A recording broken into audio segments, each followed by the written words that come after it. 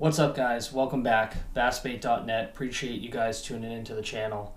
I was going over some organizational things today for 2020. I figured maybe other folks are doing the same. I hope everybody is. But I wanted to go over the top 5 tips that I would give on organization when it comes to bass fishing, especially for this upcoming season of 2020. So we're going to dive right into it. Please subscribe. Leave those comments down below. Let us know your tips and tricks as well. We look forward to hearing from you. And these are just the top 5 that I utilize, and hopefully it helps you guys with your fishing. All right, guys, so tip number 1. Don't bring every single bait that you have with you fishing. It's tempting. We want to make sure we have the various colors, styles, brands, all different areas in the water column that we want to cover. Don't bring all of your bait with you, okay? There's no reason for it. You don't need to do it. You should really focus on the research of the lake or pond or wherever you're fishing. Make sure that you have the right colors to get the job done. So for example, before you go to a lake, before you go to a new pond, if you're really serious about fishing it, you should match the hatch. I learned that a long time ago from videos just like these, as well as people around me fishing. Match the hatch. And what that means, if you don't know what it means, is you're going to go out to whatever lake you're going to, and you're going to start fishing. Now, what's in there for bait fish? Are there, herring? Are there perch? Are there bluegill? Is there crawfish? What is it that those bass are trying to eat? Think like a bass. I know it sounds stupid and simple, but think like that when it comes to bass fishing, of what are the bass going to eat? So before you go out, if you know that there's a certain color or area of the water column that you're going to have to cover, bring that bait. Have it all ready to go. It's too overwhelming to just bring everything with you or want to have every bait that's out there on the market. I mean, I'm sure we all want it, but it's not really a reality. So that would be tip number 1. Tip number 2, I got to be honest with you guys, I just started utilizing this last year. It's something that kind of popped into my head. It made sense to me with the areas that I was fishing, so I decided to give it a try, and it has been awesome for me. So just so you guys have a rundown of how I utilize my fishing gear, I have a lot of these plastic organization boxes. I think they're great, obviously see-through, you can see into them, and how you need to fish, you can just get whatever you need right out of there and you're good to go. When it comes to these boxes, I utilize them 2 ways. One, in a backpack, I just put them in as I need, and then also on the boat, I'll stack them as I need. Very portable, very lightweight, and again, you can see everything that's inside, so it's easy to just get what you need. With that said, you need to keep in mind that there should be an organization for those stacks and for those boxes. I would always just toss them in my bag or throw them on the boat, go out there, and when I needed something, I'd go digging for it. So my number 2 tip that I would recommend, again, admittingly, I just started it last year, is have the top box be top water, and then go down the water column from there. Anything that's on your bottom shelf of your unit, of your boxes, you want to have, so if this is my bottom box, you want to have your jigs in here, your real heavy weights. Maybe you have worms that have heavier weights than some of the other ones that you carry, Senkos and things like that. Because then it's just so much easier for you. If something breaks off, or if you need another lure, or if they're biting on the bottom versus on the top and you thought it was going to be the top.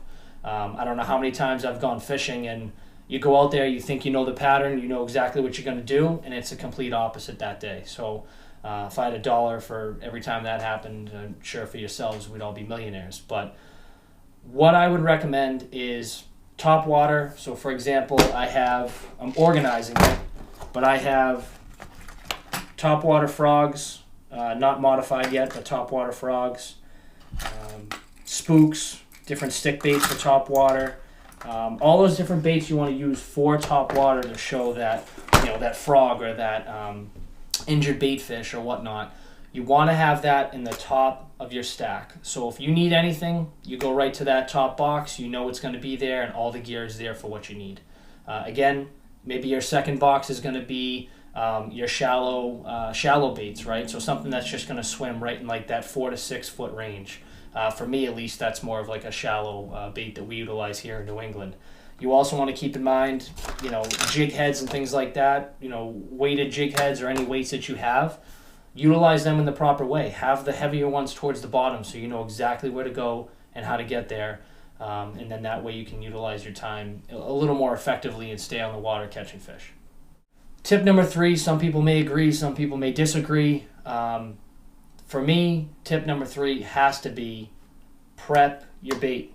It's what I do, it's what I recommend. It just saves you minutes out on the water, especially if you're on a certain school of fish. So as an example, I fish a lot of wacky rig worms. I use plastic O-rings over those, so I'll already have those on ready to go. And then I'll have hooks already on those O-rings set up so that when I need a wacky rig, something breaks off, I'm not sitting there putting on the O-ring, I'm not sitting there putting on a new hook.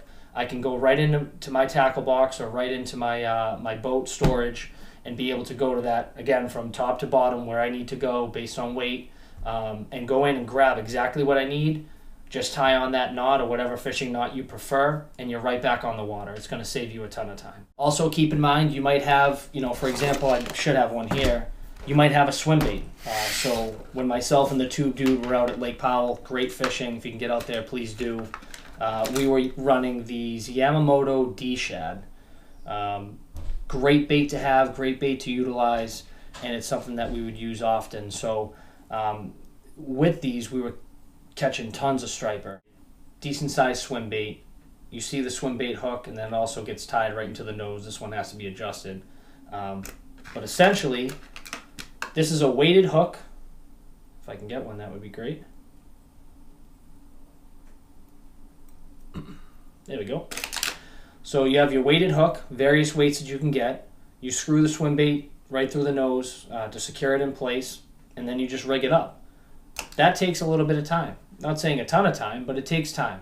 And that's time where you're not on the water fishing and your line isn't in the water. So when we were fishing for striper, the issue that we were having with these D-Shad is a lot of times those striper were smaller schoolies, and what they would do is they would come up and they would bump the bait. So when you're not used to that and they bump the bait, you think they actually took it. So what are you going to attempt to do? Set the hook. Second we would set the hook, it would pull their tail, another striper would come up, grab the tail at the back, and then we would either lose the bait, we'd lose the hook. There was sometimes, which was our own fault, we should have checked our line after we caught a couple striper. We didn't, the line broke off. So you're saving yourself, instead of 2.5 minutes where you're sitting there putting this whole thing back together with a new bait, you can have it prepped and ready to go. These come in bag, a lot of the soft plastics, or pretty much all of them, they come in bags that are resealable. So put the hooks and weights and everything you want on them and be ready to go. And then that way when you need one, you can just take it right out of the bag, tie it up with your favorite fishing knot, and then you're right back on the water. Some may disagree with me based on the fact that you're messing up the the worm or whatever soft plastic you're using, and maybe it tears it a little bit and wears itself down. But I really have not had any issues with setting it up and prepping it that way, especially when you already have that organization ready to go top to bottom, and then you have something prepped, you take it right out and you're good to go. Tip number 4, research your body of water. I've already talked about this earlier, but I definitely wanted to bring it up again as a specific tip. You need to research your body of water, know what the bass are eating so you have those colors, the water column areas that you want to target ready to go. A quick tip on that is cut the lake or pond or wherever you're fishing up into quadrants. It's a little overwhelming when you get out onto the lake and you're trying to find a spot to fish. Where are the bass? You can't find them. Cut it up into quadrants and then fish those individual quadrants, because then it's a little more where you can kind of bite off more than you can chew, so to speak, where you got too much going on, you're not sure where to fish, you're overwhelmed. So set up the lake, break it up into quadrants, and then fish those quadrants. When you start getting bites or start getting bass, focus in on those specific areas and target those fish that are schooling in that certain area.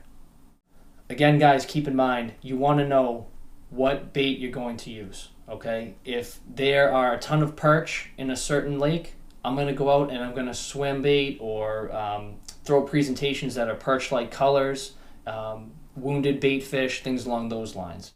And guys, this isn't to say that you can't catch fish on a jig that's not the color of the hatch that's there, or you can't catch a fish on a fluorescent orange Senko worm that you throw out there. I mean, it is possible. However, you want to do things that are going to give you the best opportunity to not only catch fish, catch bigger fish, but consistently catch them throughout the lake. So that's a big tip you want to consider, and something that I always keep in mind. Tip number 5, and this is how I'll wrap things up.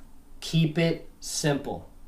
Keep it very, very simple. It's very overwhelming when you get to either a new lake or a larger lake that you maybe haven't fished in a long time.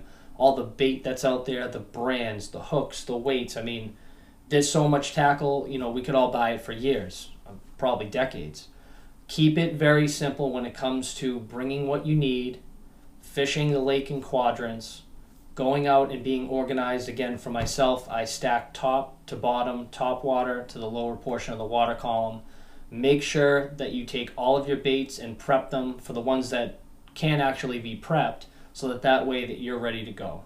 I would also throw out there a little tidbit that I think that the tube dude would certainly mention is make sure you have either a knife or some type of utility tool with you, and keep it on your person. There's nothing more frustrating than when I'll use the tube dude's knife, I'll put it down somewhere in one of my other cooler boxes or one of my other tackle boxes, and what happens? He can't find it, I'm already on another fish, I can't pay attention to him, and it starts to turn into a mess. So make sure you bring a knife or utility tool with you, be safe with it, and keep it on your actual person so you know where to go to utilize it, and that saves you a ton of time.